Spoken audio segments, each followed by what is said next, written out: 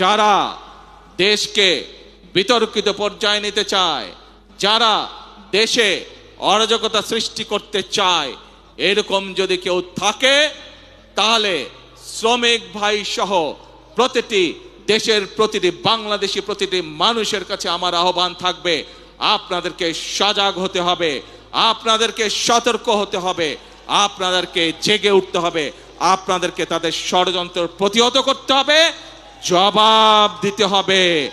যেভাবে আমরা স্বৈরাচারকে 17 বছর ধরে জবাব দিয়েছিলাম।